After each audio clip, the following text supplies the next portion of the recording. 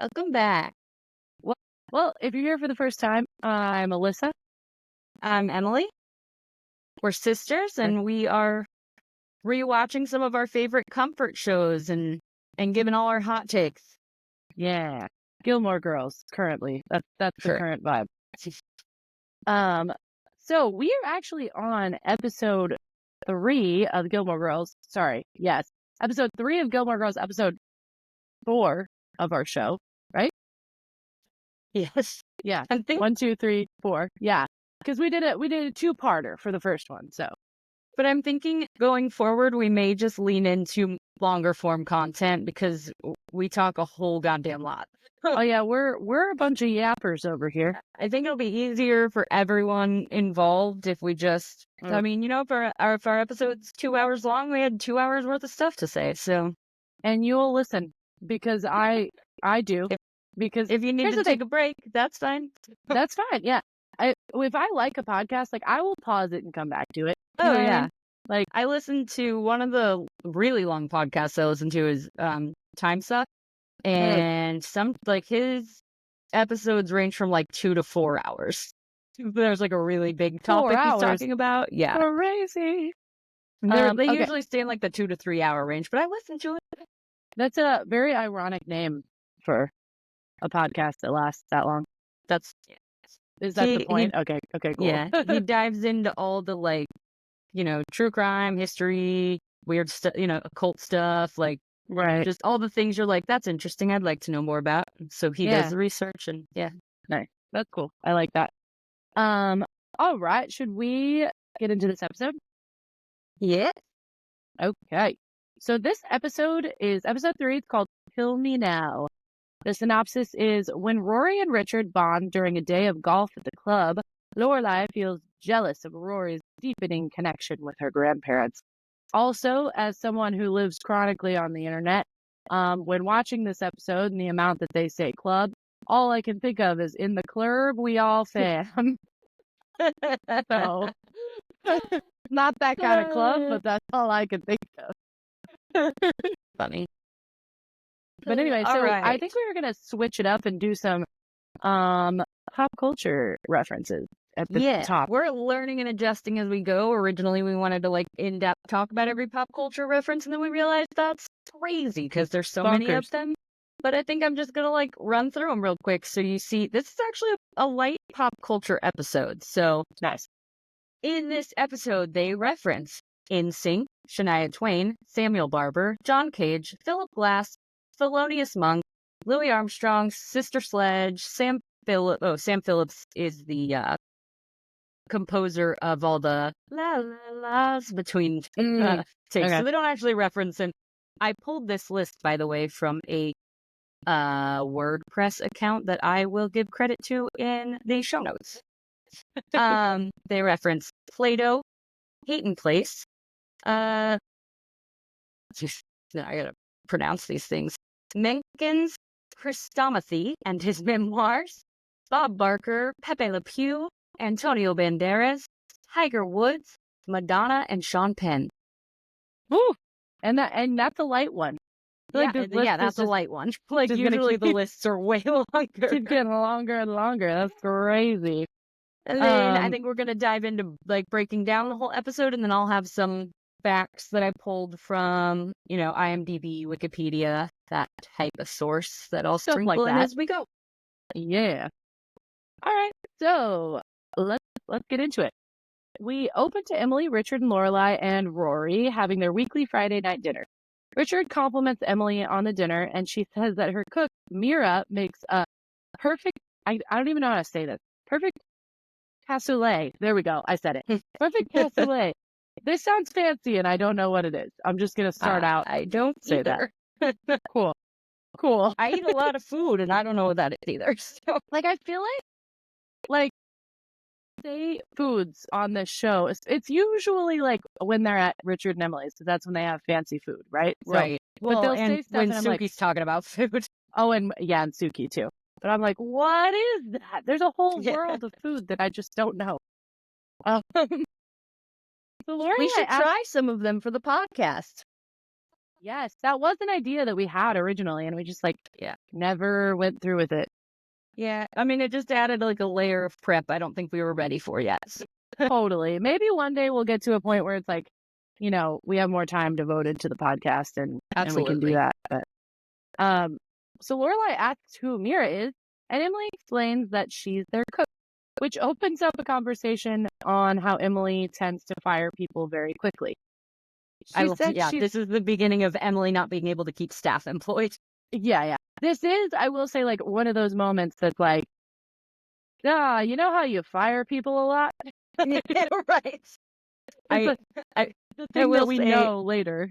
I know I'm jumping ahead a little bit, but the line, I have a lot to do in a day, Lorelai. I don't have time to keep up with the multitudes of people your mother employs. I mean, it's a dickish, privileged as hell line, but the delivery is excellent. I mean, this whole thing is a dickish, privileged as hell moment because it's like, but also like, even the beginning part where Richard's like, this is a great dinner. That bothers me so much on the show. When this is a great dinner. They didn't cook it. Everyone always compliments Emily on the dinner. Going forward, whenever they have dinner gets, they're always like, oh, this dinner's so good, Emily. Yeah. She's not cooking. She does say later, she says, a compliment to my chef is a compliment to me. And I'm like, true. You're kind of an asshole a little bit. I'm really good at hiring people. Yeah. Don't get me wrong, that is a skill set, but for sure. I have an extensive background check. Can you imagine applying for a job in that house? Absolutely not. The hoops you have to jump through, probably. Quite literally, she would run out of people to employ. Like, Hartford's not that big, Like, there's a finite amount of people who do these jobs. Yeah. Yes, so true.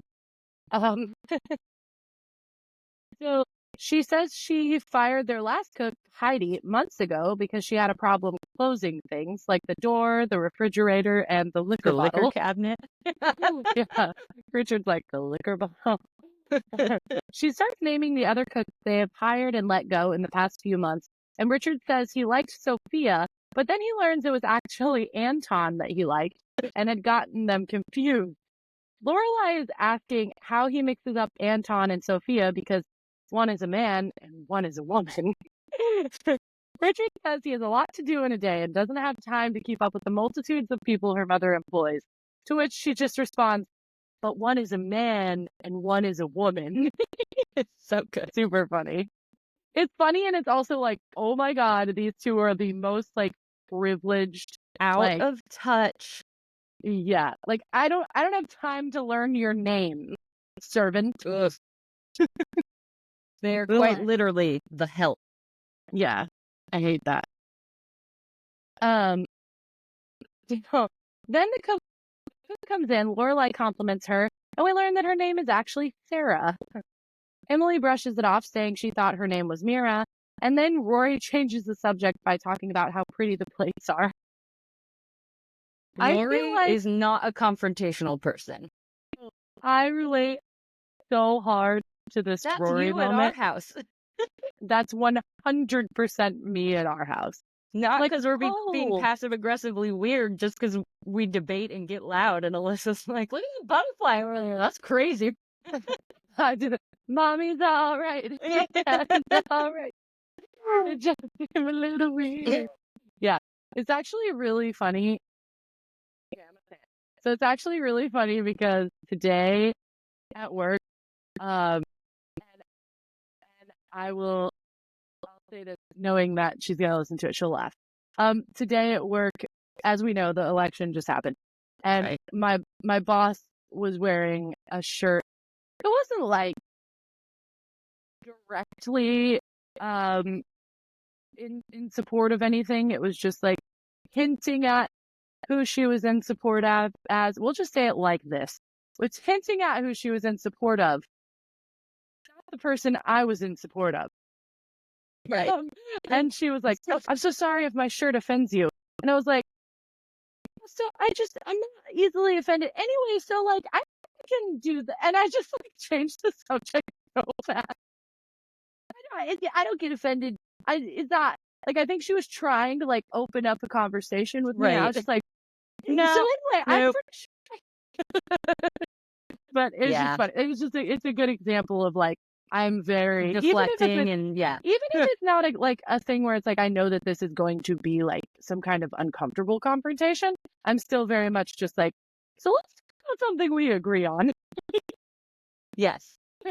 You have always been that way. I've always been that way. It's too sometimes it's good, sometimes it's bad. Let's just put it like that. But yeah. Yeah. I'm afflicted with that as well. The people-pleasing disease. People-pleasing disease. Yeah, I think it makes me capable of like being a little more open-minded and hearing people out that I wouldn't maybe if I were another kind of person. However, I also think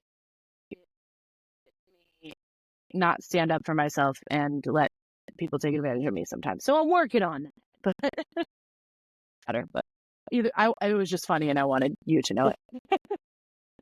Fair enough. Emily brushes it off and says that she thought her name was Mira. Oh yeah, we already did that, sorry. Emily says the plates were her great-grandmother's, and we learned that Lorelai was named after Richard's mother, Lorelai the First.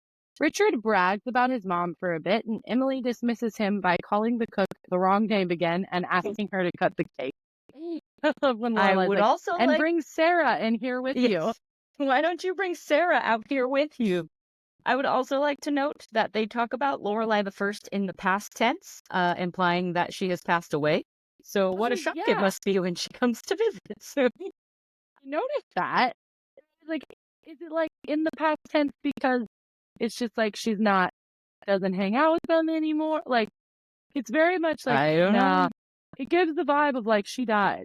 She died, yeah. Who was in charge of the show Bible for this series? Yeah. I don't know. We could be mistaken. I mean, it could, I don't know.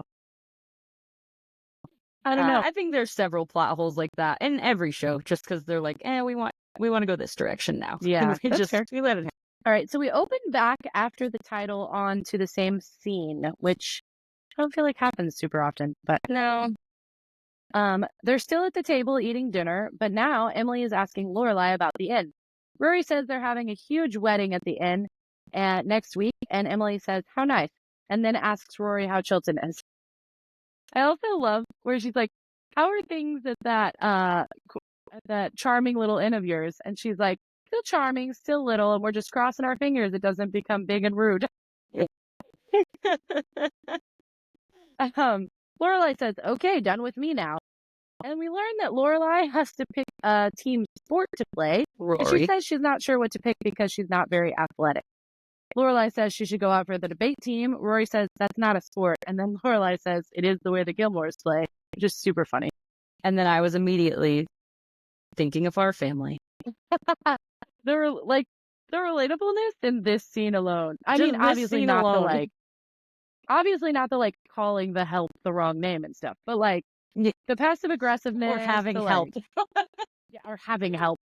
Like our parents always used to do that joke where my mom would be like, it's time to call the maid. And dad would call mom's phone. Yeah. Do you remember that? Yeah. Yes, I do remember them making that joke a lot. Multiple times. And they laughed like it was the first time. Every time.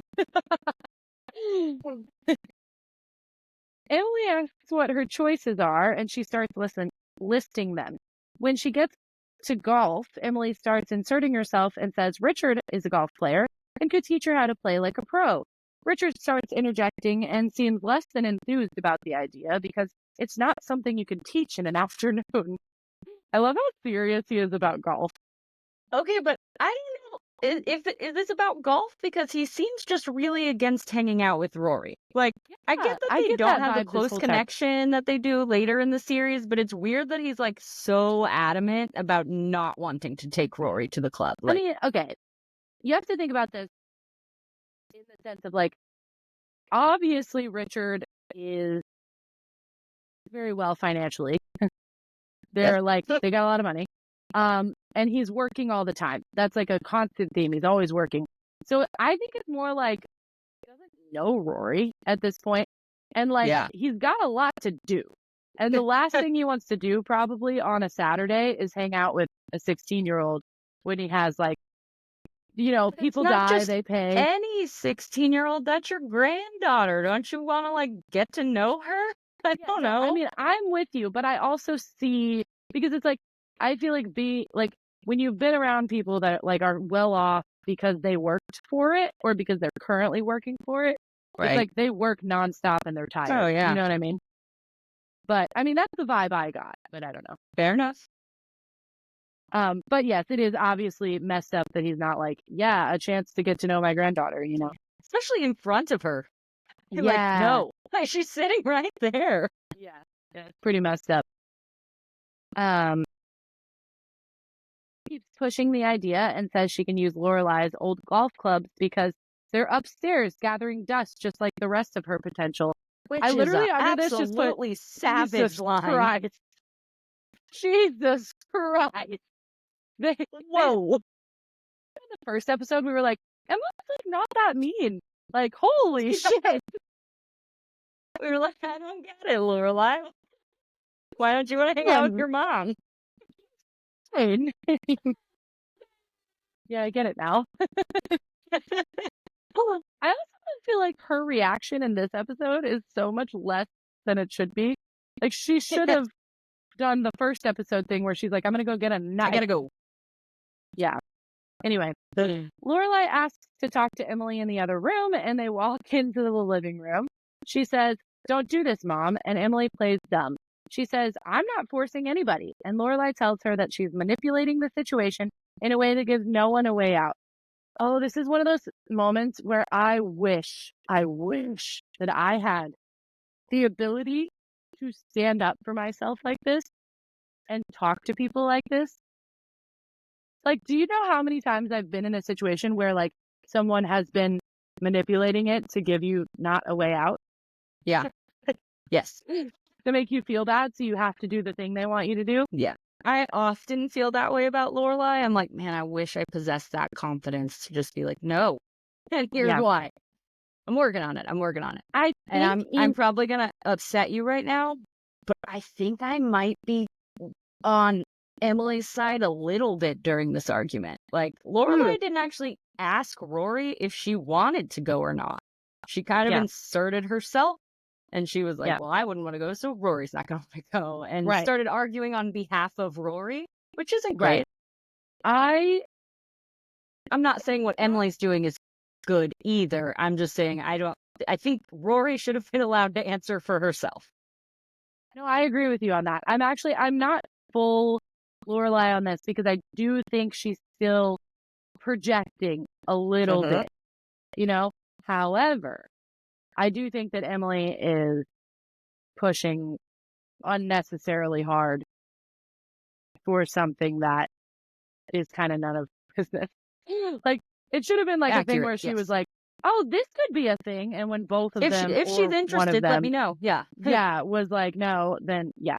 But it's the thing where it's like, you have to answer right now, or like, this is happening, whether you like it or not. You know what I mean? Like, it wasn't really so much an ask as it was like this is happening. Right. However, I think Lorelai was also like, I don't think she'd want to do this, and didn't even ask. So, which comes out later, you know. Quite? What's with the quite? I will say, a lot of Lorelai growth in this episode. Lots of it. She asks her to let it go, and Emily says, well, isn't this interesting? You're afraid that Rory will enjoy the club and have a good time without you. Lorelai says that's crazy. Emily says she agrees, and she's not afraid, and Emily says, then let her go. Lorelai says Rory won't tell her if she doesn't want to go because she's the sweetest kid in the world, and won't tell her she doesn't want to go because it will hurt her feelings. I actually understand that a little bit. Yeah. You know. Emily says it's obviously about her because if Rory goes to the club and has a good time, then she wins. She's crazy. That's crazy. But a weird line. Yeah. I love the line though. Okay, Bob Barker. The response like, okay, Bob Barker. Too good. They continue to argue, and Emily is being very passive-aggressive and calls Lorelai controlling. They end by Lorelai saying, you win, and it's implied that Rory has agreed to go at that point. Well, Rory didn't agree to anything. But Rory didn't actually agree to anything. No, we just skip to them walking out to the car. Yeah, so Lorelai and Rory are walking out to the car. Lorelai is apologizing that she got roped into going, and Rory asks if Lorelai will come with her to the club. Lorelai says she loves Rory and will take a bullet for her, but she would rather stick something sharp in her ear than go to the club with her. And then she, while laughing, starts explaining all of the things that she would rather do than go to the club with her. I also feel like this is a little fucked up. Yeah. Like, imagine, okay, actually, there's two things. One, you're a mom, so you'll understand this. Imagine, like, someone trying to mistreat Harper or make Harper do something. Well, you don't have to imagine that. But, like, make Harper do something that she doesn't want to do or you think she won't want to do.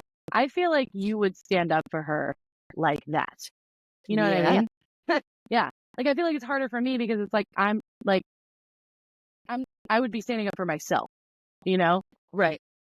It's much easier to stand up for your, like, I won't stand up for myself, but when someone mistreats my kid, I'm the first one there to defend them. And if Rory was like, yeah, I'll go, but like, Mom, do you want to come with me? Like, you go with her. You support her. I don't think the day would have gone as well if I had gone with her. I think it's good that she didn't. But if Rory asks you, go. You don't make it harder for her and then make fun of her for it. Yeah, and I agree. It's also just like you don't want to send your kid somewhere where they're like not comfortable. Like she's asking her to like go hang out with her grandpa who she barely knows, like alone. You know what I mean? Yeah. Like I don't know, just like red flags there in mom land. Yeah, I agree. So Rory asks if she would like her to drive so she can continue, and she said, "Would you think?" Then continues, ending with, "I'd rather cut off my own head and use it as a punch bowl," as they walk to the car. We are now at the inn, and Lorelai is showing the twin sisters the exterior of the inn where they will be hosting their joint wedding. Listen, I love you. You're my best friend. I would never do this. Yeah. It's so, this whole storyline is so weird. Okay. Talk about something for a second. Yes. Yeah. So tell me something about the twin wedding. Okay. So this is adjacent to that. This is not exactly the same. Like, storyline there's an episode of Friends where this happens. There's an episode of The Office where this happens. Why do sitcoms think that we want or think it's funny? There's two episodes of Friends where this happens, kind of. Where I think it's funny, like when it's like the joke is like a brother and a sister hitting on each other, or like that's weird. That's weird. That's not funny. That's weird. You know what I mean? Yeah. Like yes. Oh yeah, you're talking about that episode with Monica and Rachel, or Monica and Ross, and it's like, is that what you're talking about? Oh, I know what you're talking about. I know what you're talking about. When Rachel is dating the one guy. Yes. Then his sister comes like over, weirdly handsy, and they like go take a shower together or something. Yeah. And then there's the episode. Gross. We don't want to see it. We don't want to think about it. There's the episode of The Office where the same thing happens with like Erin and like her stepbrother or whatever. Yeah. Well, you it's remember her that? foster brother, so they weren't related, but still like the same joke. And it's like, I don't like. That's weird. Like it's not funny. Yeah, that's funny to me. That kind of makes me sick. Yeah. Like I don't even have any like, you know, like I don't have anything that I can like compare it to, but I like in my own experience, but the thought of that makes me feel disgusted. I also just think it's not like realistic. Like, I mean, and maybe, you know, I mean, there's all kinds of crazy stuff out there. However, no one in my own life, I've never seen that happen. I mean, like, I think that things on sitcoms, when like a brother and sister are like too close. Yeah. Yeah, I think things on sitcoms are like funny because they're like realistic, but a little too far. You know what I mean? Like, and that's, I don't know. But anyway, incest is so funny, guys. Isn't incest so funny, dude? Yeah, I don't know. It's weird. A lot of storyline. It's similar to me. Like, I feel the same about like that as I do about like when sitcoms think that we need a musical episode. Yeah, we don't want it. No one watches it. Not me. I don't want that. No one. The musical psych episode is so bad. Oh, it's terrible. I It's real bad. appreciate when they put music in sitcoms, like when How I Met Your How I Met Your Mother Mother. has little songs in there because they're all musicians, so they Yeah. like, you know, You and just got so like the cast slapped. wanted it and it's fun. I like Yeah. that, but I don't need a full musical episode. That's crazy. Yeah. Yeah, it's crazy. Anyway. The two sisters start arguing about the color of the flowers, and the mom steps in, very annoyed, and has Lorelai's back, saying that since she's paying for the wedding, she chose purple flowers, and if they don't like it, they can buy their own flowers. I love the line, "Now go away, my Advil's wearing off." Okay, I know that you said that like the mom is weird, but I feel like whoever's playing this mom is kind of killing it, low key. Oh yeah, Her the character is very performance is funny. excellent. Yeah. Oh, I do have a little fact in this scene. In the scene where Lorelai is guiding the twin brides, that's a weird phrase, the twin brides. Twin bride. In the scene where Like what? Lorelai is guiding the twin brides and their mother on a tour of the inn's grounds before the wedding, one of the ladies loses a shoe on the wooden bridge, and it can be seen in the background as the mother is telling the twins that if they want pink and blue flowers, they can pay for them on their own. So how That's very actually professional to lose a shoe and keep going. I know. I was like, I feel bad for that actress. She was just like, oh, well, I guess I'm leaving it Well. back there. So funny. The mom is now throwing hypothetical situations at Lorelai, like rain and wind, and she has a solution for all of them. The mother says that there must be something for her to worry about, and Lorelai says she has everything under control and tells her to go up to her room and that she'll send up some wine and a masseuse that bears a remarkable resemblance to Antonio Banderas.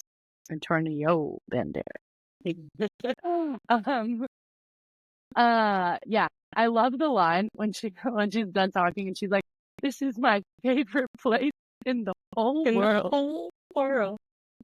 So good. Yeah, I really like the mom. Yeah, me too. She's very funny. Very funny. This scene is very funny, and it's also just like a big like Lorelai boss moment, you know? Yeah.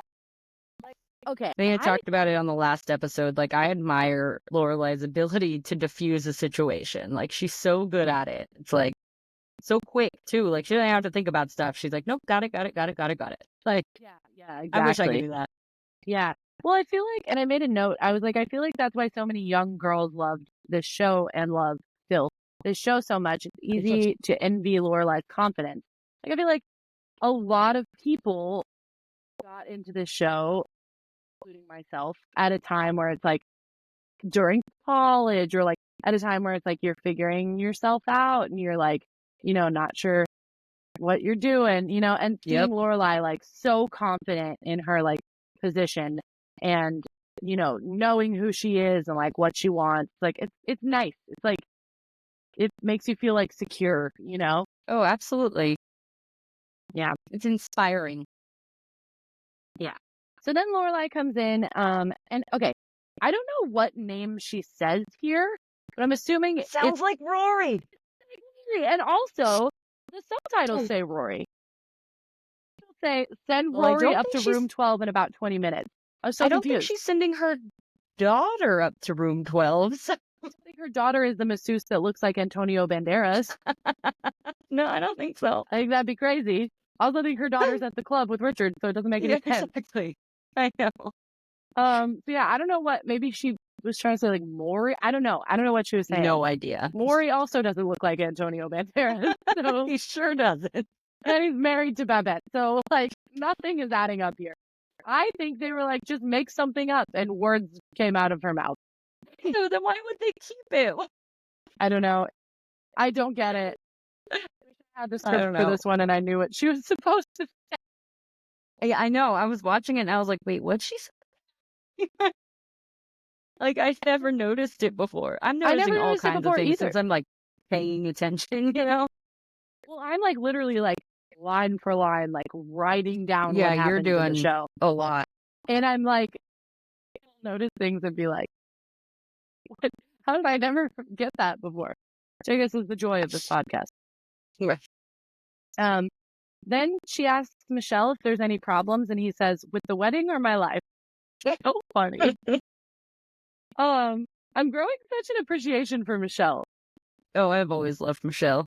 He's an He's one of my underrated faves. character. Very He's much very so. funny. Yeah. He also asks if she stages these events just to torture him, and she says yes. He says, job well done.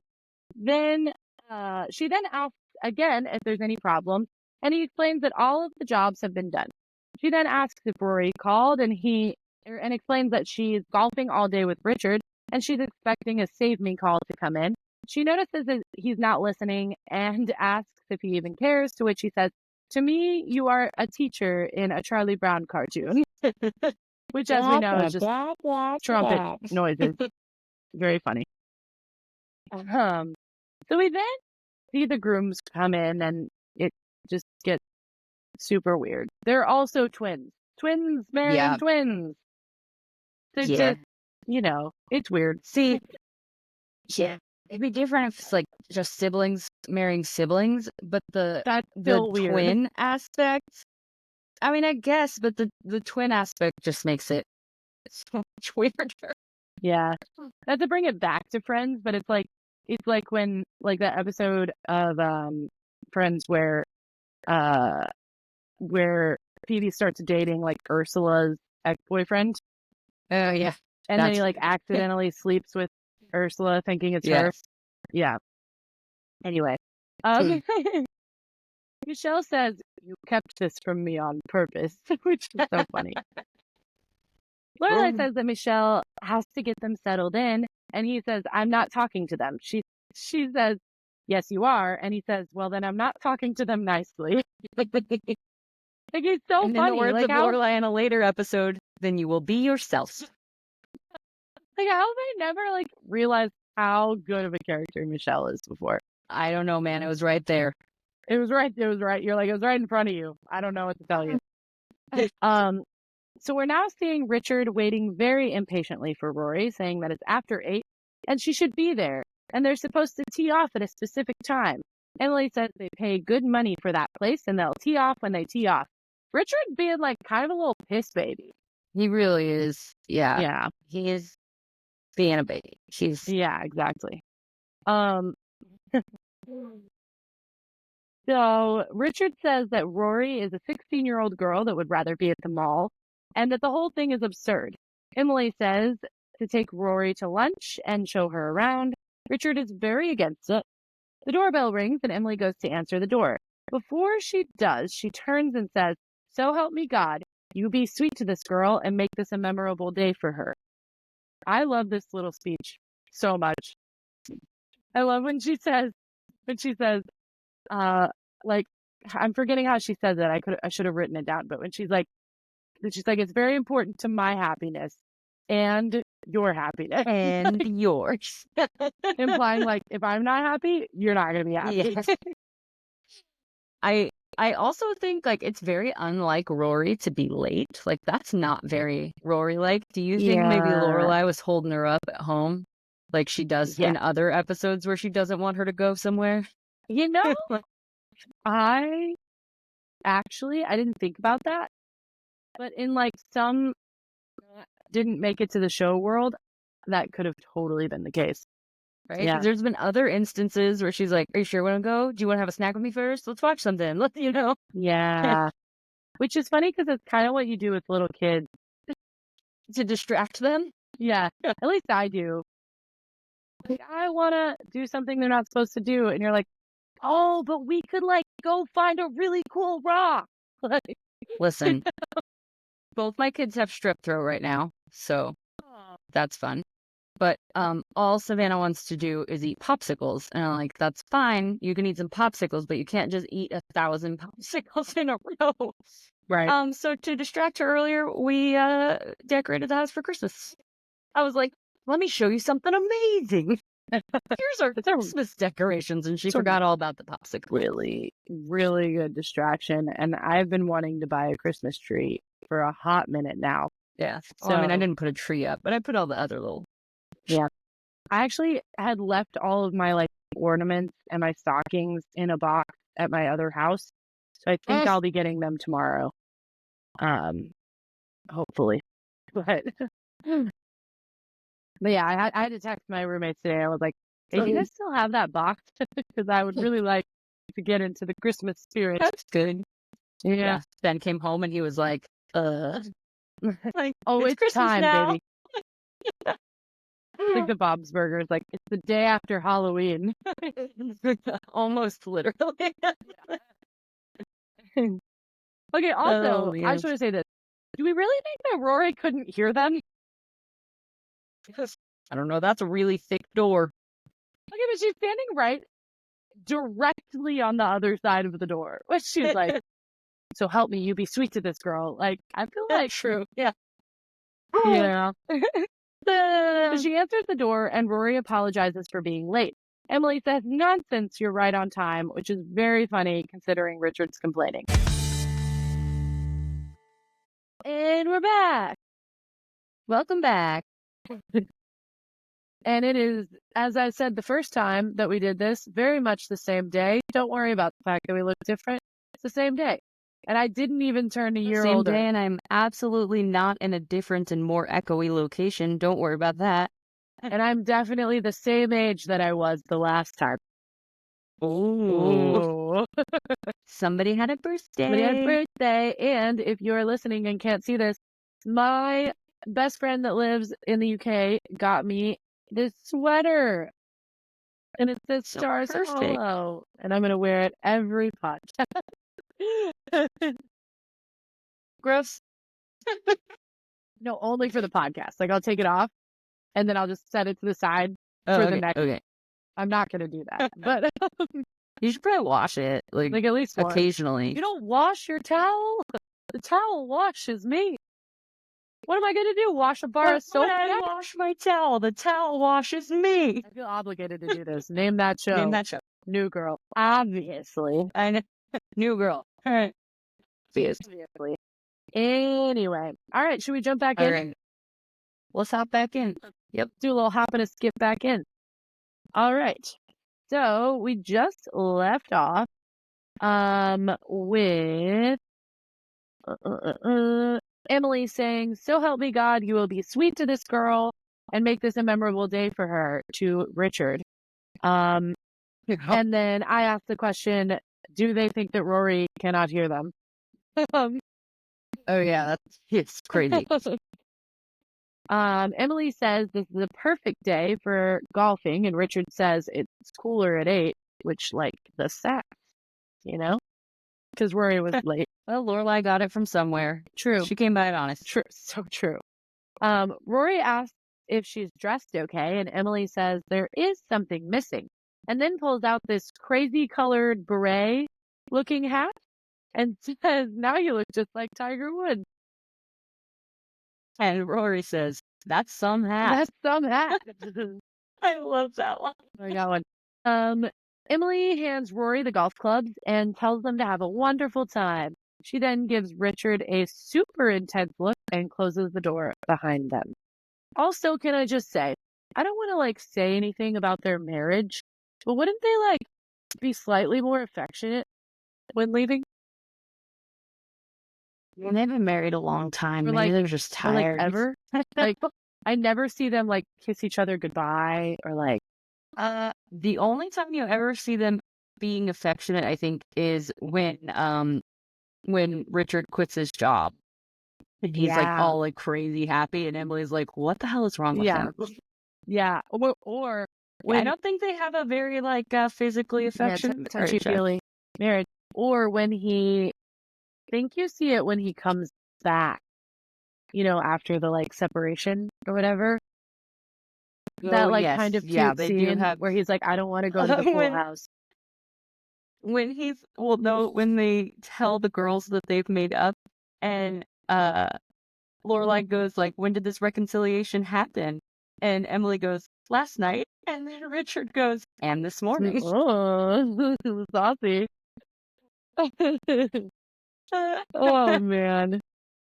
So also, okay, back to the episode we're talking about. Emily's face when Rory and Richard leave the house is weird. Like, she looks so satisfied. Like, she really just pulled something off. She's like, I did it. Yeah. It's just like so insane. Yeah. So we're now at the club with Richard and Rory. Rory asks if it's hard to become a member, and Richard says everyone has to go through a screening process. Kind of like the FBI, Rory asks, and Richard says, oh, far more thorough than that, which I thought was very funny.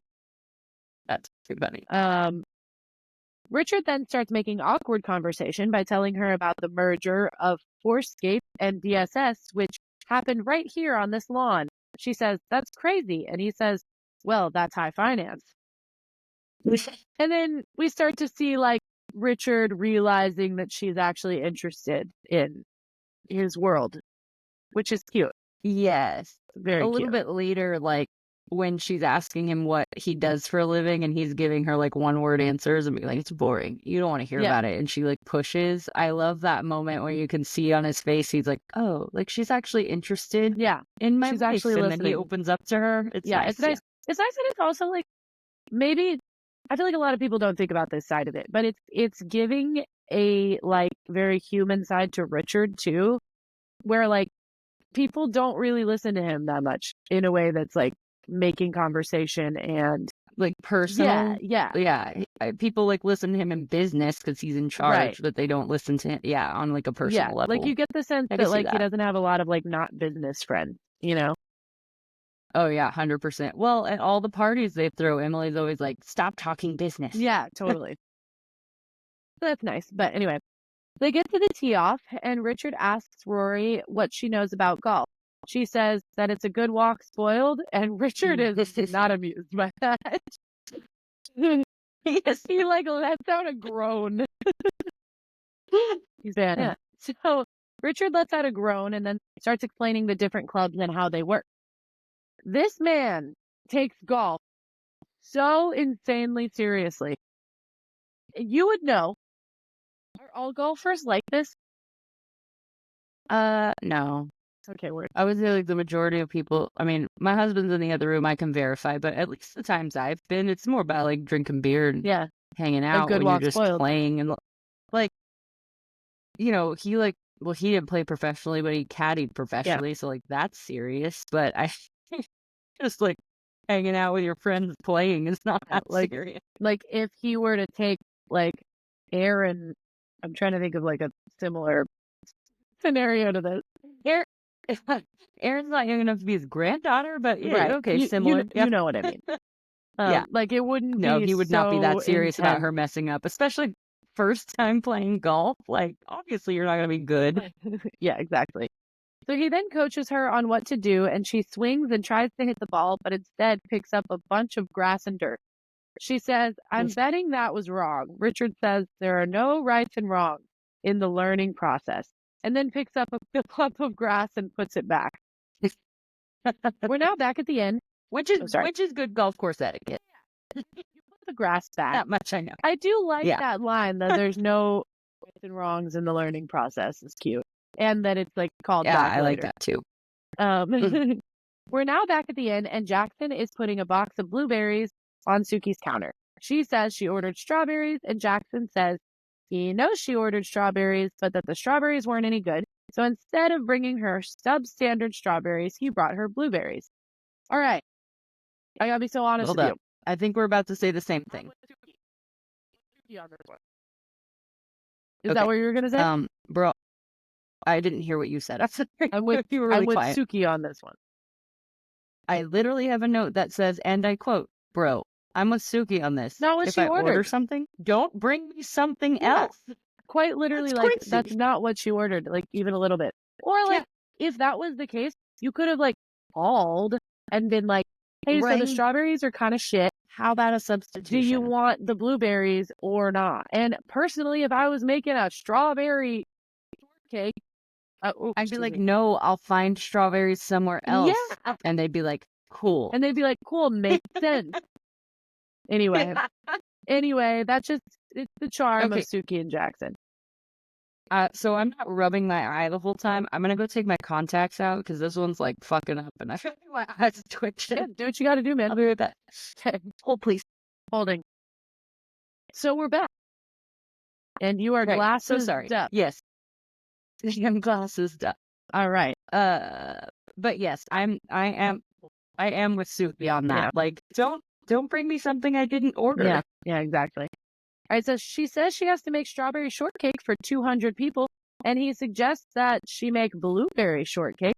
She says there's no such thing. I love the line, the world was flat until somebody took a boat trip. Yeah. And it's so Suki, or So so good. Jackson. It's such a Jackson line.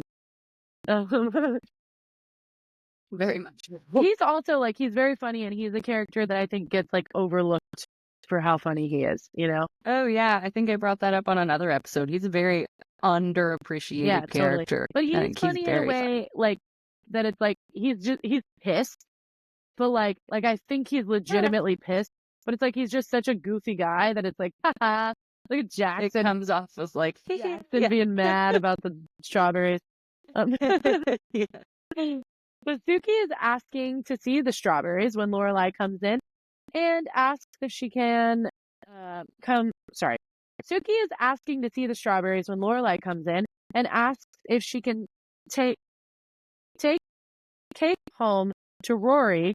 Sorry, I typed that really weird. If she can take cake home to Rory because she's spending the entire day with Richard golfing at the club. She then starts to explain to Suki how all of this was a manipulation of Emily. Okay, I actually love to get these little talks with Lorelai and Suki because I feel like we really get to see like how she feels about the situation. Like she's like venting to her friend. Because, you know, when you're Yeah. in it, you're not like fully, like you get to see the situation play out, but you don't get to Yeah, fully you're see. reacting emotionally in the moment. And then when you talk to your friends about it, you're like talking through it. Right. You're working out your actual Yeah. feelings. Yeah. I wish that we got to see Emily's side of that.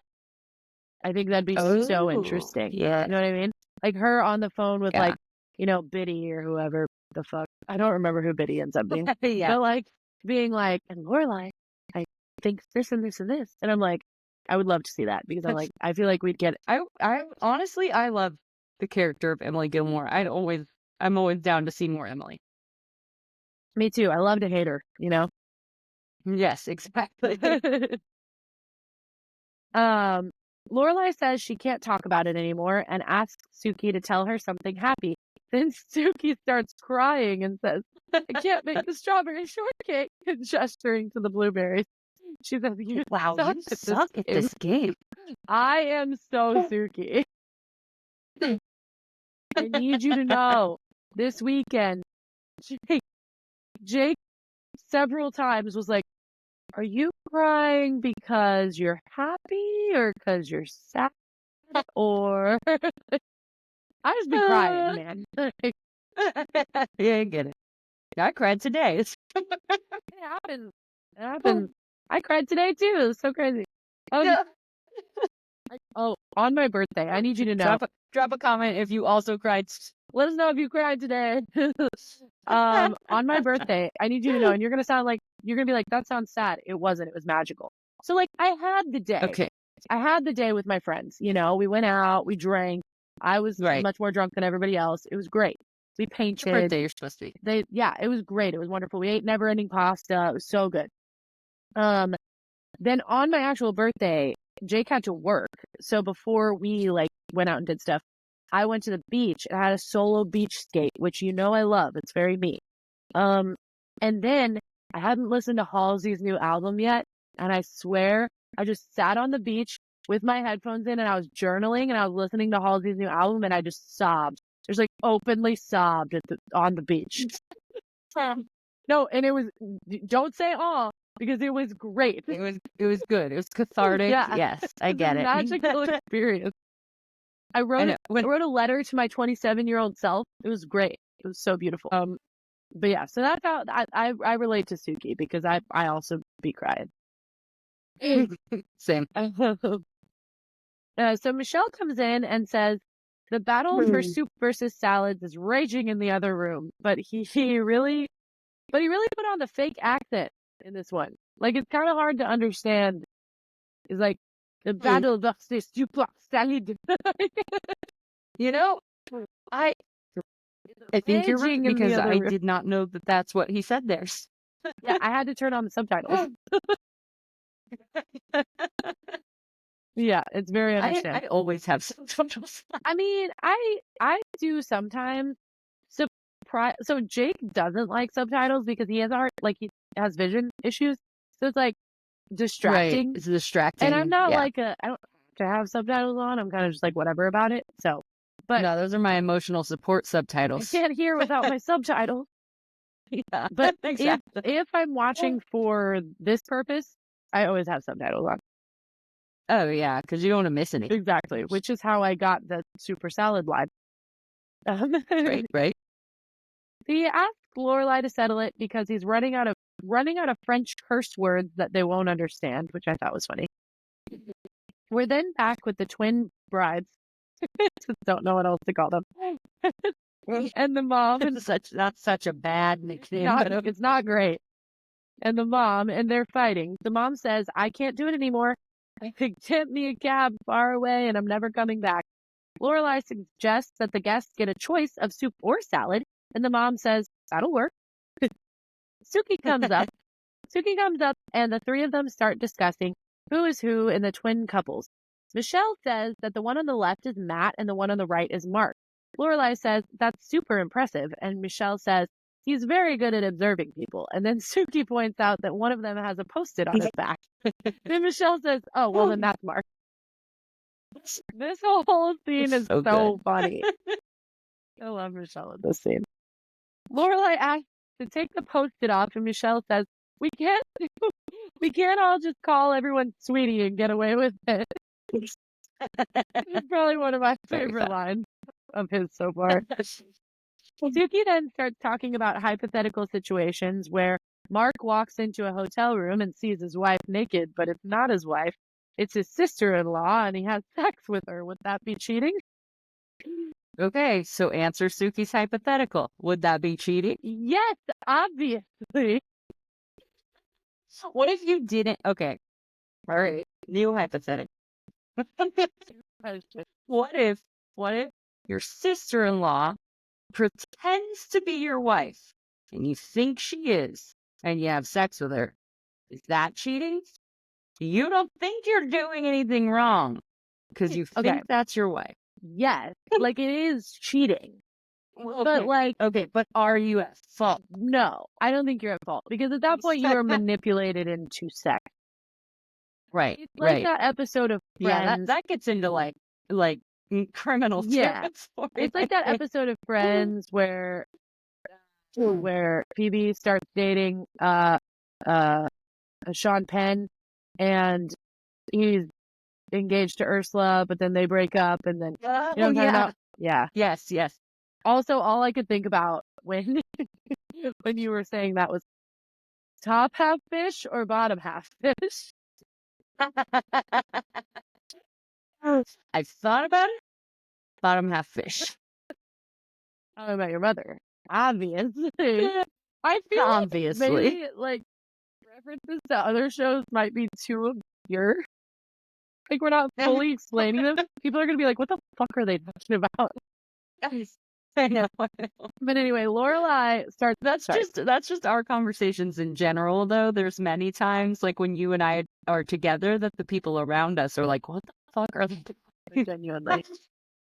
Yeah. Do you remember that time that everybody was blowing up the family group chat, and then we started quoting Mean Girls, and everybody got so mad? No, we got kicked out of the family group chat. I haven't been put back in a family group chat since. Because we were just like, okay, and we haven't spoken in this family group chat like ever, like years we of just it existing. And then one time we just go on a Mean Girls quoting spree, and we get just everything. It was funny though because everything everyone was saying, like there was a Mean Girls quote for what they were saying, like, and we could. How are you going to pass that up to keep it going when what they're saying can be responded to with a Mean Girls quote? It went on for a couple, like, not even that long. It was like probably 30 minutes, and then all of a sudden we got to the group chat. Well, they were so mad. I remember, like, we got 2 texts that were like, at this point, like, just text each other. Like, people were mad. And then, then we were immediately kicked so out. stupid. And I was like, damn, y'all don't know how to party like that. That's crazy. So dumb. Also, this is a side note of the side note, but my best friend, not the UK one, the here one, watched, has been seeing clips of our podcast, and she was like, you and your sister have the exact same face. I was like, Yeah, I can see that. Anyway.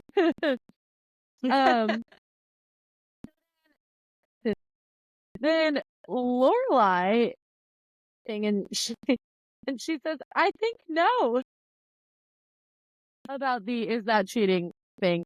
And I think she's having just way too much fun with this. Yeah. It has brightened her mood. It's like, this is making my whole day. Yeah. So that scene wraps up with that, and we're now back at the club. And Rory is saying how happy she is that she finally hit the ball. Richard says it was quite impressive. Rory says it landed in the water. And Richard says the splash was quite impressive. Very funny. All right, so Richard's loosened up. He's having a good time. Yeah. They're talking about how beautiful the golf course is, and Rory asks if Richard goes there every week. He says no, because he's usually working on the weekends. Rory asks what he does, and he starts explaining his job as vice president of the Gurman Driscoll Insurance Corporation. He says he has immediate of duties at his job, which would bore you greatly to hear about. Rory says, oh, okay. And I think, and we've talked about this, but it says in my notes, I think he's realizing that she's actually interested in what he does. She asks if he gets to travel a lot, and he says quite a bit. She says lucky, and explains that she and her mom are going to go backpacking through Europe together after she graduates. And she says, I just hope that it actually happens. And he says, well, we'll just have to make sure it does, which is just super sweet. I love that. Very sweet. Yeah. And it's also like him seeing that the things that interest her also interest him, which is cool. Yeah, they have similar interests. They actually have things to talk about. They're not just like forcing a relationship. Yeah. All right. So drink of claw. And then I have my next question. So we see them separate sauna. Question for Ben. Maybe just call Ben in. Do golf courses have saunas? No, but country clubs do. And country clubs have golf courses. Okay, that's fair. So Richard is talking to two guys who ask about Rory and explain that she's his granddaughter. One of them says, you're lucky. My granddaughter looks like she just fell off a potato truck. Okay, this is like, am I wrong? Weird and inappropriate on so many levels. Am I wrong? Sorry. You're gonna look at me and you're gonna tell me that I'm wrong. You're gonna tell me that I'm wrong. She came out of a bubble, bro. Her sister was a witch, dude. She wore a crown and came. Grow up. She wore a crown and came down in a bubble, dog. Grow up, dude. Anyway, yeah, I think that that comment was like super weird. Why do you hate your grandkids? Why do you hate your grandkids? And also, like, why are you talking about like the attractiveness of how ugly they are? like someone else's grandkids? Oh, you know what I mean? Yeah, like, that too. Weird. Yeah. Like, I don't know. Maybe, I don't know. Maybe that's just like something old guys do. But I don't think they should. You know what I mean? Probably. Before we get too far, when that woman comes up and he says the most odious woman alive, I was like, I'm pretty sure I know what that means, but I'm gonna look it up anyway. Thank you. Odious means extremely unpleasant, repulsive. Oh, well, that's super mean.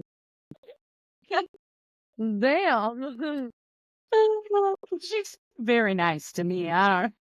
She was perfectly nice. She said hi, said they should get together. Yeah. I mean, I don't know.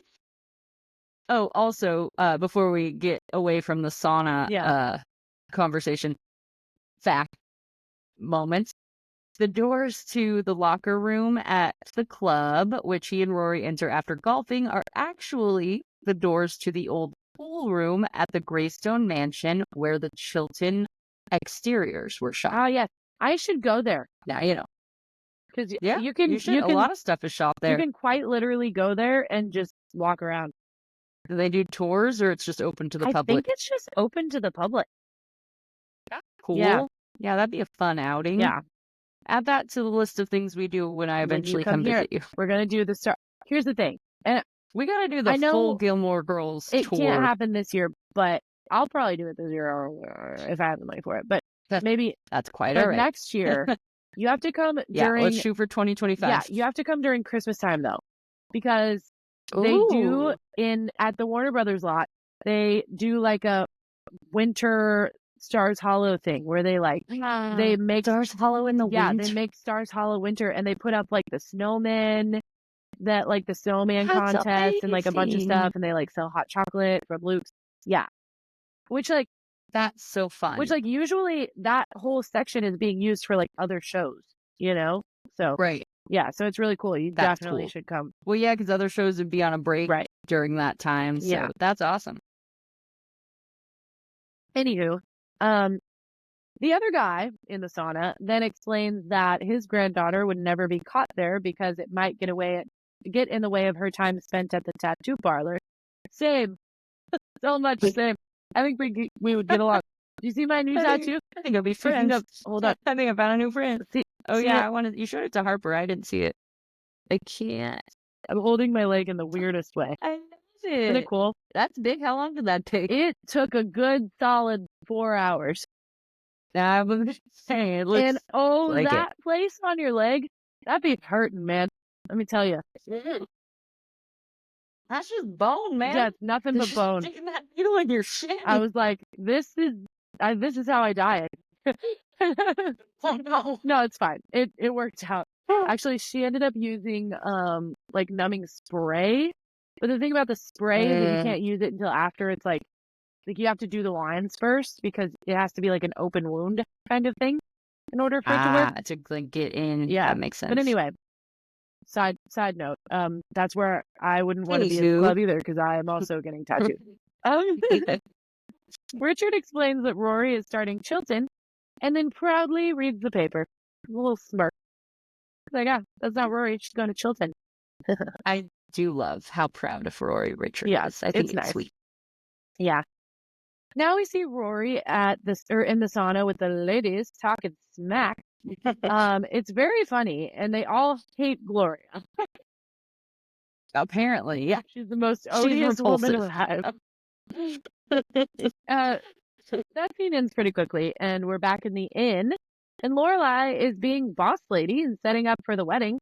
Kirk, even though technically I don't think he's Kirk yet, is delivering some swans. I don't think so. Lorelai tries explaining where the pond is, and he is just not getting it. I love that so much. Like, she keeps being like, you know the road you came up? No. You know, like, where, like, this is? No. So good. You know how to say big help in Chinese? She calls over Michelle to help, and he says, absolutely not. He explains that he hates swans, and she says, these particular swans? He then explains that he was attacked by a band of swans. Drella walks up needing help with her harp, and Michelle decides to help the swan guy. Drella or the swans? I'm going to have another hot take here. Yeah. I'm on Michelle's side here. Yeah. Because if swans are anything like geese, Michelle is being perfectly reasonable because geese are assholes and they're mean. Yeah. True. Do you remember that Aunt Debbie had a goose and it like just hung out on her property? And when I would go feed the horses or I'd go to the barn to ride horses, it would attack you. Like you'd have to like kick it to get it to leave you. I don't remember that much about Aunt Debbie's house. I'm not going to lie to you. Fair enough. I spent much more time there than you. Yeah. Because horses. Because horses. Yeah. You were a horse girl. And Debbie had a goose and it was mean as hell. And every time you'd open the door, if it was in the barn, it would like make its wings big and it would come and try to like peck at you and bite. And geese have teeth. Yeah, that's crazy. Yeah. Yeah, I don't like that at all. Also, this scene is just another example of Kirk being the absolute best character. Oh, yeah. When Lorelai's like, "This is 20 swans," and he's like, Sure. why not?" Yeah. Sure, why not? I love that so much. Sorry, I'm just finding my place. You're good. So now Rory and Richard are having lunch. Rory is giving Richard the dish about what the club ladies were saying. Two older men come up and ask to sit with them. They start asking her about Chilton, and Richard explains that Rory is an excellent student, and then says she's going to Fez someday. One of the men says, "What the hell is in Fez?" And Richard says, "That's for her to find out." Very cute moment. Very cute. It's almost like Richard is like defending her. Yeah. Like they're poking fun at her, Yeah. and he's like, "No, she's serious." Okay, but also, like, what's up with these club guys? Like, Yeah, they're Man. weirdos. Like, also, yeah, what are their characters? I don't understand. It's like they hired two guys, and they were like, "Just be weird, but be the Be same." weird and like harass them. Yeah. Yeah. Interesting. It kind of reminds me of like Jim's brothers. You know? Yes. They're like, "Just be weird, Be weird. Don't make any sense. and also be the same person." Yeah. Little Mo cardio. Oh, is that us? Weird and the same? Yeah. Oof. Are we Jim's brothers? And also these no. two random guys at the club? I hate I'm it. having an identity crisis, right? I hate it. And we have the same face. Thanks, Lauren. And every writer of every sitcom ever. We're the characters people hate. Oh. Anyway. It's fine. It's fine. I'll be fine. Fine. I'll get We're over fine. it. We're just the exact same person. It's fine. We're now at Luke's. He's pouring Rory coffee, and she says she went golfing with her grandfather at the club today. Luke just responds, "Did you know that golf courses are an environmental blight because of the chemicals they use to keep the grass green?" I love environmentalist Luke. I love that Luke is not only like a crazy healthy eater, he's also an environmentalist. I saw this TikTok the other day that was like just a compilation of like those kinds of clips, and it was like Luke being like a liberal girly pop in her late 20s for like a solid minute. Yeah. That's why he's so mad all the time. He's trying to change the world and he can't. Exactly. Rory jokes and says she actually did know that, and he just looks at her and then walks away. So funny. Lorelai comes in and starts complaining about her day and orders the largest cheeseburger in the world. "Let's break a record, mister." She admits that... I do love, in every episode, I love Lorelai's little quips to Luke when she comes in. So good. She, mid-sentence, sees the golf hat that Rory is wearing and says, "What's with the hat?" Rude. That was my note. I mean, just can said you blame rude. her? Yeah, it's a weird hat. I'll give her that. It's a weird hat. It's not a great hat. Yeah, but like, let the girl live, you know? Fair enough. She explains that Emily gave it to her, and Lorelai says, "Now that's just mean." She also then complains that Luke is taking too long by saying, "Am I mistaken, or did the sign on the door say open?" Which, like, girl, you just got there. just got there. No one can Do you make want a raw a burger that fast. Yeah, she really got a toot right now, is what I put in my notes. Yes, accurate. Rory tells her about her golf day and says she's not hungry because she had a big lunch at the club and it was quite good. Lorelai says, "Quite? What's with the quite?" Like, Okay, she's not Lorelai's being weird She's here. not acting that weird. Like, Rory's being No, pretty normal. Lorelai's acting weird. Yeah. Lorelai is reading into everything. I do, however, think that that's the point. You know? Yeah. Obviously. Knowing what's coming later in the episode. Right. Yes. Yeah. She finishes talking about her day and then says she sweated out all her toxins and stole a towel. Lorelai, shocked, says it sounds like you had a really good time. They say, really, back and forth a few times. And Rory says, I just remembered something. I'm so sorry. that's okay.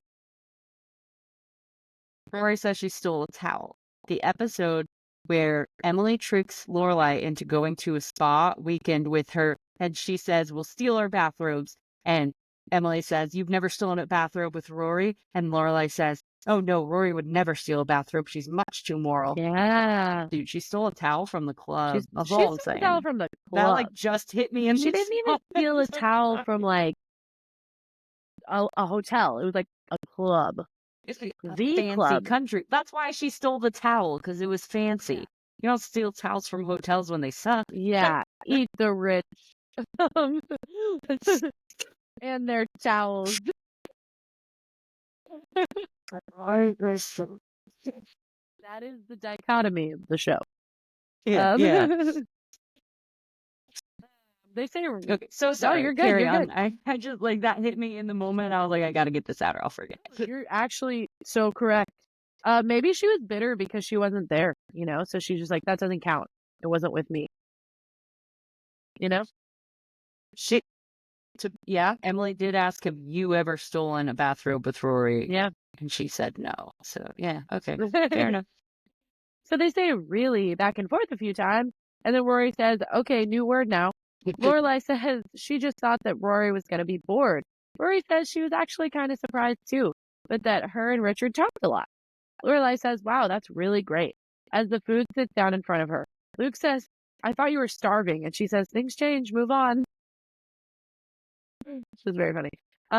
Rory puts the hat back on, asking if it really looks bad on her. And Lorelai says, no, I think it's kind of cute.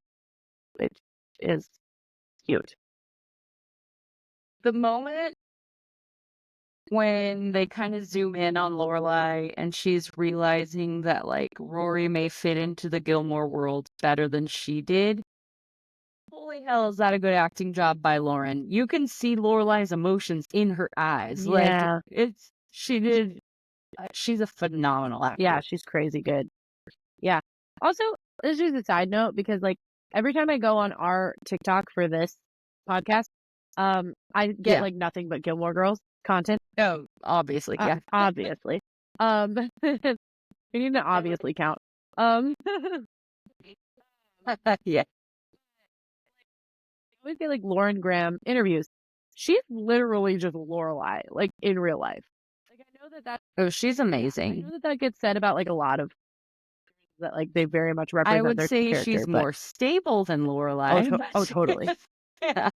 So we're now back. But yes, personality-wise, she's saying like she talks about how she read the script and she was like, "Oh, this is my part." I think it's because she was like, "Oh, this is." Exactly. Like I saw this interview with her where she was at. Oh, I'm terrible at this. Alexa is Rory, right? Is that correct? Yeah, Alexa Bedell. Yes, okay. She was at her movie. Or Alexis. I'm sorry, Alexis Bedell. Yes, that's correct. Ooh, okay. She was at her movie. I may be pronouncing her last name. And this like guy like stopped her and was doing this like impromptu interview, and he was like very embarrassing for him, but he was like, oh, how do you know Alexis Bedell? And she's like, oh, I played her like mom on a TV show like 7 years for a long time. And yeah, it was just like this whole thing. And she's like, you clearly every clip that she like went back to him with, I was like, you are Lorelai, like 100% you're Lorelai. That's funny. I do, since we brought her up, I feel like Alexis needs more credit. Sure. This was her first on-screen job. Yeah. And she killed it. Like, yeah. And she's incredible. Also, I feel like I remember seeing in an interview somewhere that she was like going to school in New York, like during the first season. I believe she was modeling at the time she got cast. She was modeling to like pay for school or like, you know, support herself during school. Right. And yeah, maybe she continued going to school while they were filming. I don't know. Which would mean that she was flying back and forth from New York while they were filming. Yeah, that's wild. It's crazy. So we're now back at the inn, and Miss Patty is giving dancing lessons to the couple that's getting married. Okay, I wonder if Lorelai has some kind of like deal worked out with like I'm everyone that sure. offers She's got anything. deals with everyone in town. Yeah. Which is like, it's a very like cute, like small town community vibe. Like that gives me the same, like mom would do that. She was running it in, Yeah. you know. Well, I think it's the kind of thing where like there's only one dance instructor in town, so here she is. She's gonna be the one in town. Yeah, exactly. So she's coaching them while they dance, and eventually she gives up and says, "Oh no, darling, let me show you how it's done." She pushes the bride aside, and the groom says, "Again?" She then aggressively pulls him closer to her and says, "You know, in some countries, if you dance this close, you're cheating on your wife." The husband. I love slutty Miss Patty so much. Oh yeah, me too. The husband looks at his brother, who's dancing with the other girl / his bride, and says, "You're next." To which he replies, "Take your time." Okay, also, I expected like the bride to like be like, she played this interesting. I wonder if it was like her or if it was like if they wanted her to play it like this. But like, I would imagine that she'd be like pissed. Like she'd be like, "What is this lady doing? Feeling up on my husband?" Right. But she was like watching and like the actress was like, "Oh, I need to like she get the doesn't step." feel threatened by Miss Patty, maybe. So like, you know. Yeah, that's fair. I just found that interesting, but yeah. So we now find Rory, or you know, that wasn't part of the storyline. They didn't want to like pull away from what was happening. That's true. That's yeah, also that could be a thing. So we now find Rory inside the inn doing homework. Lorelai walks up and compliments her handwriting and says, "You did not get that from me. Your fabulous flair, however, you got from me." Rory says, "Also my deviated septum I got from you," which is very funny. Michelle walks up and says Lorelai's father is on the phone for her. Lorelai says, "My father? Are you sure?" We learn that he actually called to talk to Rory. She takes the call in the other room, leaving Lorelai to be confused and overthinky. That's what I put in my notes. Overthinky. I love when she's like, "Dad?" Me all the time. And overthinky. I'm always confused and overthinking. I love when she's like, "Dad," and then she's like, "Yeah, it's Lorelai. Who else calls you Dad?" That's a great line. Yeah. We now see the mother of the brides talking to Drella, asking for specific songs to be played, including Shania Twain's "I Feel Like a Woman," which, like, banger, sure. But can you imagine a harp? Weird wedding song. And a harp version? I Feel Like a Woman? Yeah. There are so many other Shania Twain songs that would be good on the harp. You're Still the One? Yeah. Which is like a love song? Which I believe our mother has sung at weddings. Yeah.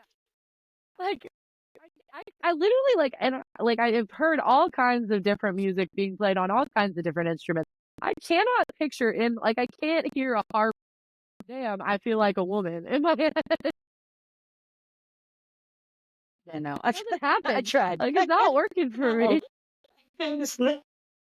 Jealous. Also, yeah, weird wedding song. Weird wedding song. Yeah. Do you like this guy or not? I'm not sure. I mean, you still want to feel like a woman, you know, even when you're married. Yeah, but weird wedding song. I mean, maybe it's like for the reception. You know what I mean? Like, I'm not gonna lie. Like, I'm gonna have probably some party songs at my reception. You know? I do love that. Well, everybody has parties. Yeah, exactly. And party songs are usually about. You don't play them on the harp. Right. That's true. That's for the DJ. I love that meme. That's like every time I hear, "Damn, I feel like a woman," I feel like I could just kick a door down. If I hear Shania Twain say, "Let's go, girls." Yes, that one. There you go. Thank you. Kick a door down. Start a hoedown up in here. Also, I just have a note about this scene that says Drella being amazing. Yeah, oh yeah, so so good. I feel like I remember saying like, "Oh, I think this is the last Drella episode," and it totally wasn't, which is good. I don't know if you saw in the show notes for the last episode, I had a section called fact checking ourselves because we both said something that were untrue. So I just put our corrections in the show notes. Eventually, when people listen to this, I feel as though they will fact check us. So, but they will be mean, probably. They will be very mean. We can take it. Yeah, if you listen, you're allowed to be mean. But if you don't listen, like right now, correct. You cannot. Give us the listen, and then you can be mean. You'll follow through. So Drella says that she's not a jukebox and that the music drives her and she'll play what she feels and you will love it. Which is very funny. This is what I said, Drella being amazing. The mother says she'll give her an extra yourself a jukebox. give her an extra 100 and Drella responds, you just got yourself a jukebox. After this bit, we see that Lorelai is still watching Rory talk to Richard, and it's low-key a little creepy. She's like across the room, like staring. It's weird. Yes. She's been a lot this episode. Yeah, 100%. Not that Lorelai isn't always a lot, but yeah, totally. So we're now back at the house, and they're on the porch at the table. They have a table out there.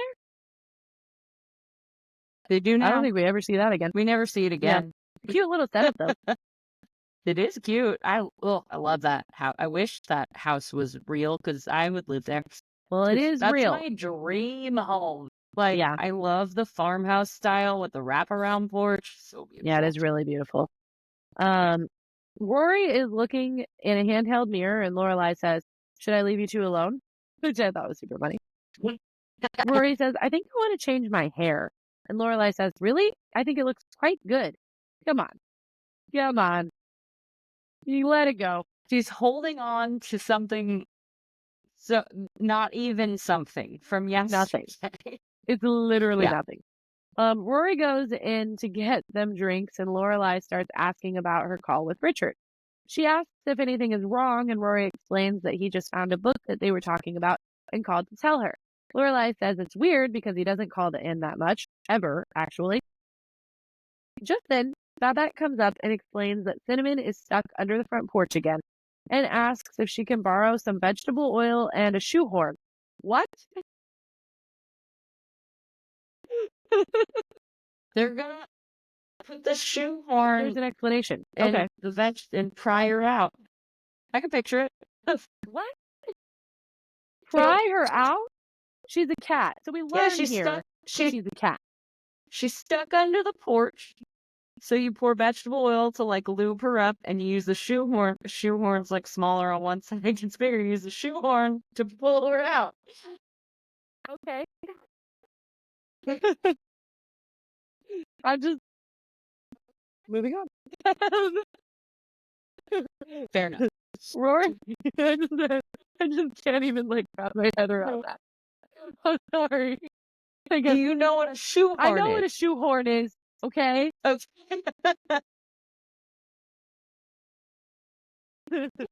Describe a shoehorn.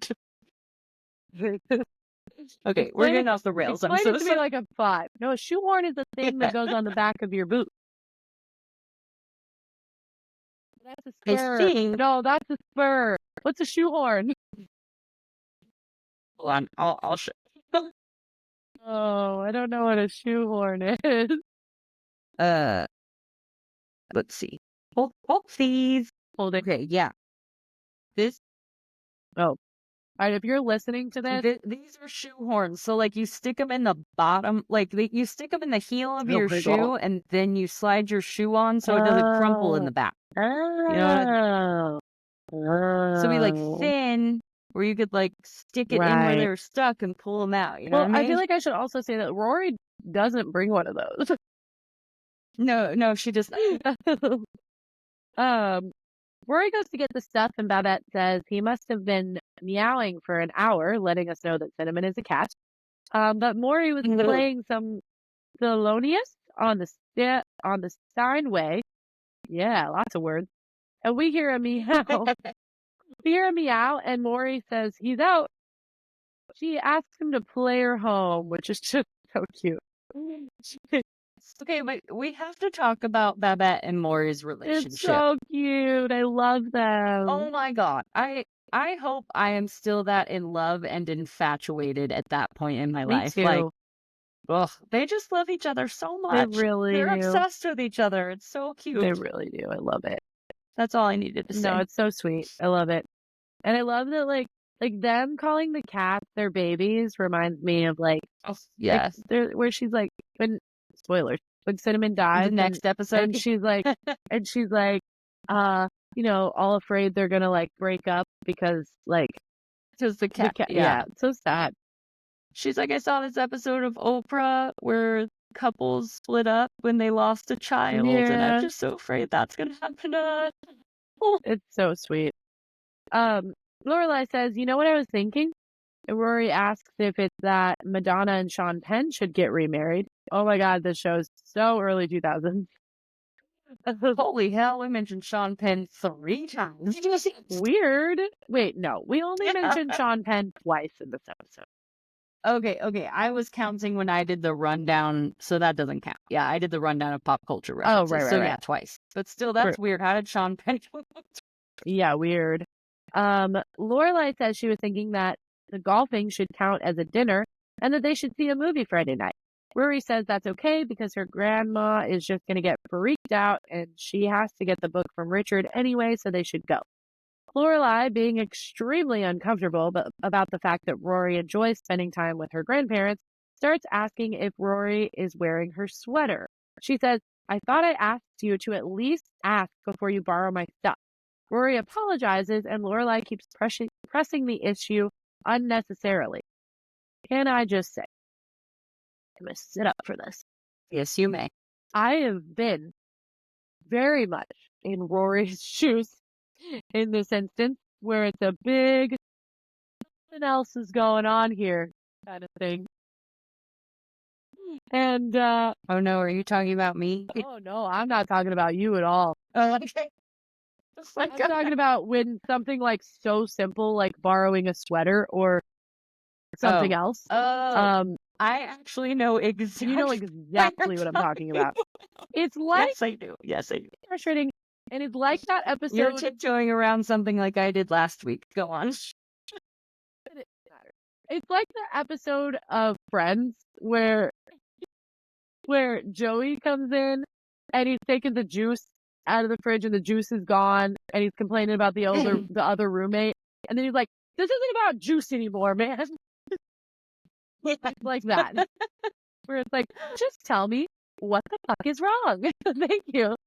Use your words. Tell me why you're mad. Instead of complaining about juice and sweaters and other things. Like I tell my 2-year-old, use your words. Yeah, use your words. Yes. Anyway, she says it's her favorite sweater and that Rory is going to stretch it out. Rory says it's impossible because her boobs are way bigger. Lorelai says that's not true, and Rory says she's crazy. Lorelai asks if she wants to measure them, and Rory says, I'm not going to measure my boobs. To which Lorelai replies, it's because you know yours are totally bigger. Rory says, you're cracked. This whole exchange. We need to bring your cracked back, I think. I would like to call people cracked. We're cracked? Yeah. I would like to tell people that they're cracked.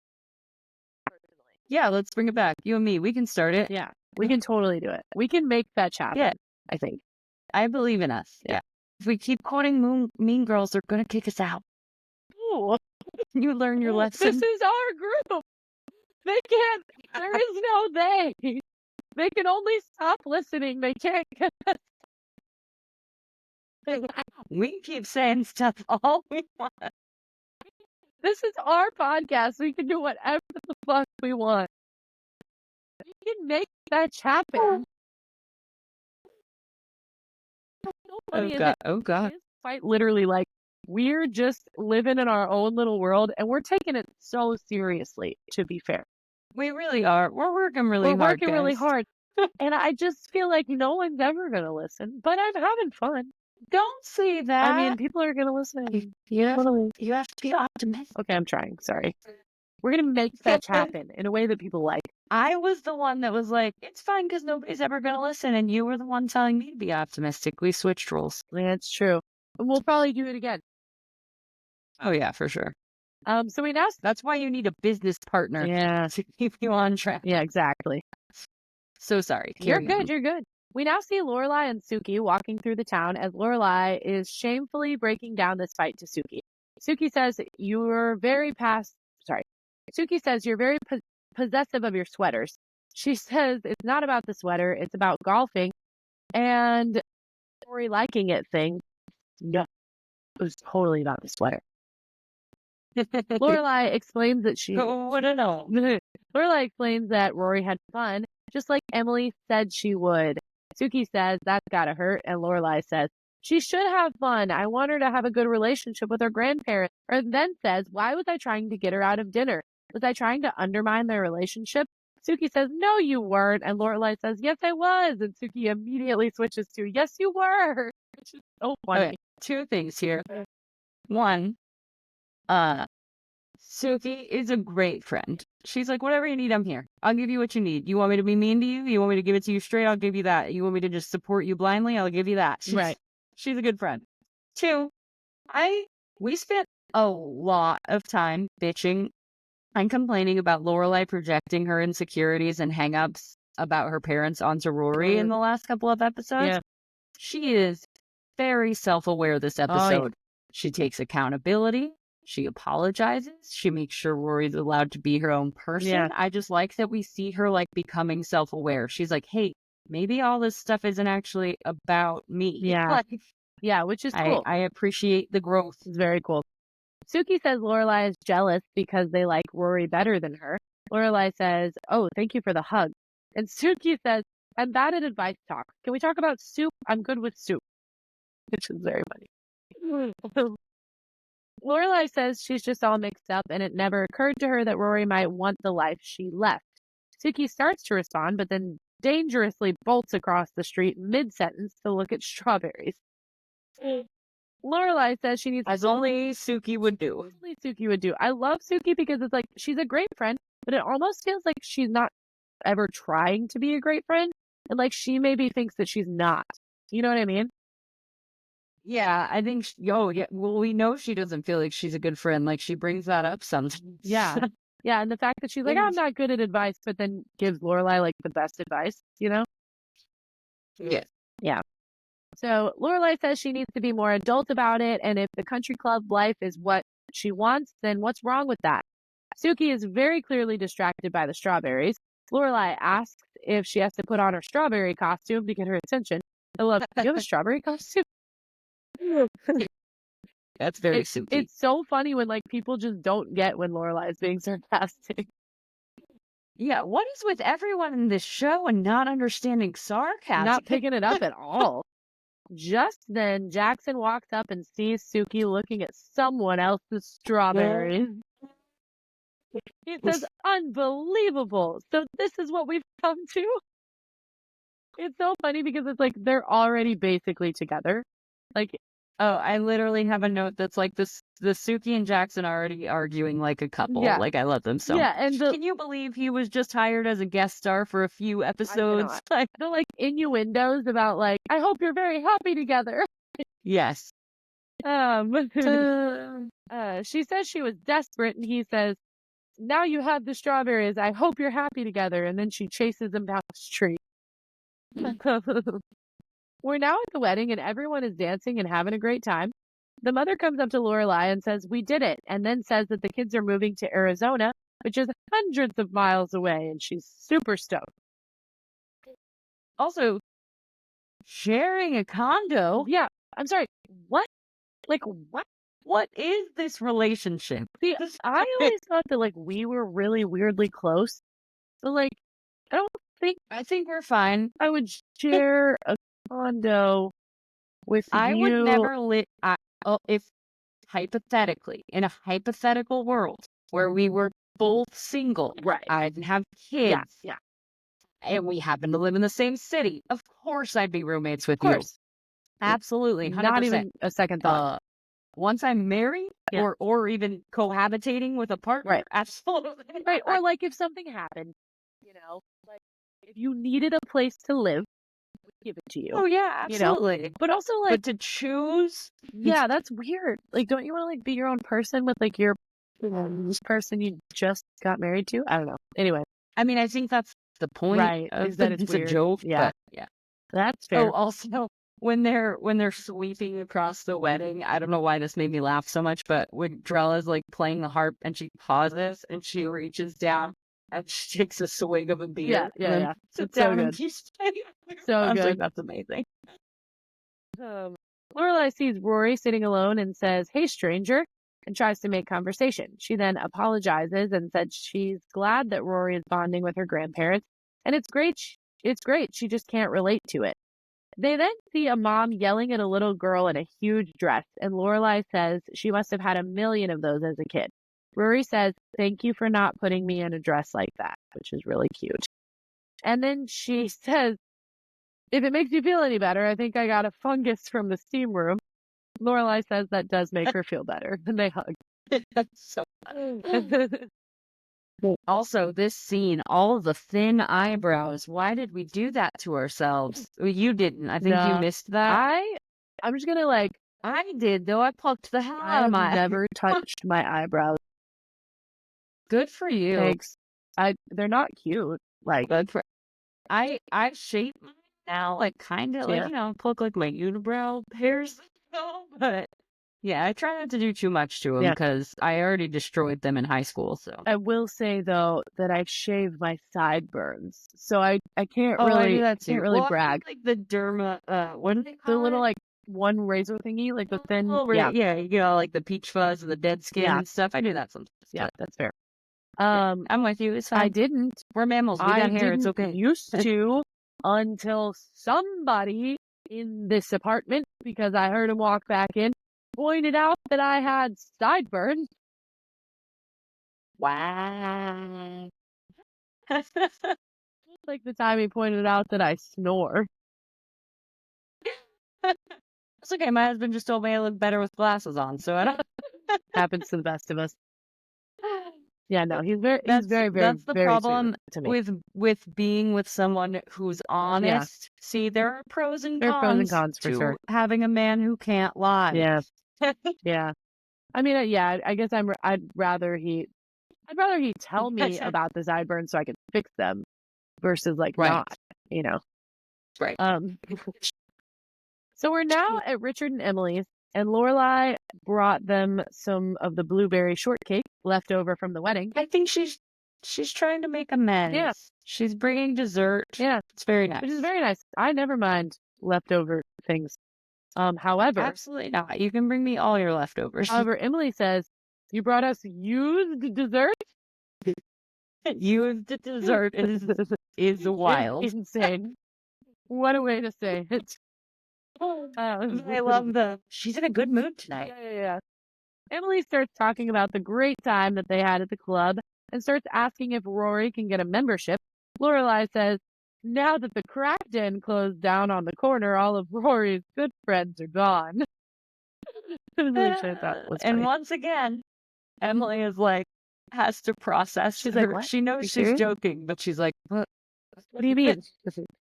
I love that she's like, "What do you think, Mom? Should I pursue the career in comedy?" So funny. Richard comes in and says that he has a surprise for Rory. And then it's the book they've been talking about, including some extra ones. He found the memoirs. She goes into the office with Richard, and Emily says, "I'd like to take a look at those myself," leaving Lorelai alone with her drink, which is kind of a sad ending. Yeah, that last shot of Lorelai, it's pulling in on her. She's alone. Yeah. Everybody else is bonding over something. Yeah. And I think it was intentional. Yeah. She's starting to feel really isolated, and she's afraid that she's gonna lose Rory to her parents, and Yeah. that Rory's gonna want the Gilmore life that Lorelai didn't. I think it was an intentionally powerful ending. Yeah. It wanted you to be like, Lorelai is scared because Rory actually likes the things she ran from. Yeah. And also Lorelai is such a people-y person the whole series. And it's a few little clips. My favorite, because it makes me sob uncontrollably every time. And I watch it when I'm having a really bad day, and I always think of it. My favorite Lorelai clip is when she is going up to Luke, and it's the when you see her and Rory kind of having their breakdown at the same time, and they can't find each other. Oh yeah. And she's like, "I'm failing," and she's alone, and it's yeah. It's so It's good. so Yeah. good. So good. It's so Yeah. devastating. And I think that's true of like a lot of people, like especially in her position where it's like they're showing you that like she's really good at putting on a face, you know? Yeah, because if you just met her, you'd be like, she's super confident, Yeah. super successful. Yeah. She's so sure of herself. Which And like, yeah, it's just showing you the like, yeah, everyone has which I self-doubts. think Like, even if you present confidently, like, not every people can be confident, but everyone has doubts yeah. and has moments of, um, yeah. Which I think like what we were talking about before in this episode, where we were saying like I think a lot of people in their like early to mid 20s or whatever, like or before that, like Lorelai and like this show because like she presents so confidently. But I also think that a lot of Oh, people in yeah. that age group like it because it's like those moments where it's like, oh no, like I am struggling. You're just not seeing it. And it's like, oh, relatable, Yes. very relatable, you know? Yeah. I'm presenting this way and looking like I have it Yeah. together, but yeah. Yeah, totally. Well, Yes, that's the episode. that's the episode. Oi with the poodles Boy, already. with the poodles already. That is the episode. And yeah, any final thoughts other than the ones we just said? Yeah, I know. I think we basically wrapped it up. Good solid No, I think third episode. yeah. I'm honestly there's not a ton of episodes of this show that I don't like, but most of them are pretty good. Um Yeah, I like the way this one ends. I know it's a little bit sad, but No, I but I think like it that. ends like they don't even have to say anything. They don't have to say it. You could once again, phenomenal acting by Lauren Graham. You can just see it. You can see it in her face. She's worried that she's losing Rory to her parents. Yeah, totally. Well, hell yeah, brother. All right. Until next time. We out. We outie. Bye. I don't want to end like that. All right. Boy with the poodles already. See you later. Boy with the poodles already. See you next time. Bye.